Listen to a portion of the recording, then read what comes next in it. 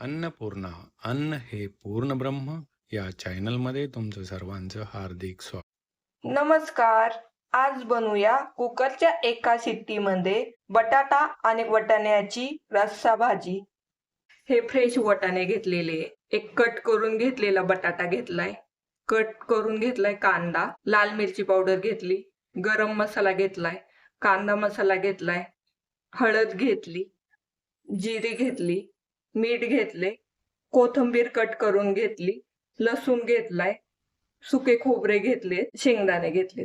शेंगदाणे टाकायचे, खोबरे टाकायचे, लसूण टाकायचंय आणि हे मिक्सर मधून फिरवून घ्यायचे. हे वाटण झाले, तेल घालणारे, जिरे घालून घेणारे, कांदा घालून घ्यायचाय.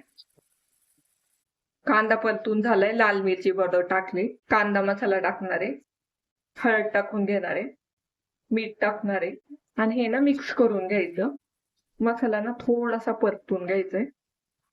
चिरून घेतलेला बटाटा टाकायचाय, वाटाणे टाकून घ्यायचे, गरम मसाला टाकून घ्यायचा, चिरलेली कोथिंबीर टाकून घ्यायची. हे मिक्स करायचंय. वाटून घेतलेले शेंगदाणे, खोबरे आणि लसूण टाकून घ्यायचंय. 10 मिनिटात ही भाजी तयार होते. भाजीमध्ये ना मी गरम पाणी टाकून घेणार आहे. कुकरची ना एकच शिट्टी करणार आहे मी. कुकरची ना शिट्टी झाली, आता गॅस बंद करून देतो आणि आपली गॅसची पण बचत होते. कुकर ना थंड झालाय, आता खोलून बघू. वाटाणा आणि बटाट्याचा रस्सा तयार झालाय आणि तरी पण छान आली. Like, comment, and subscribe.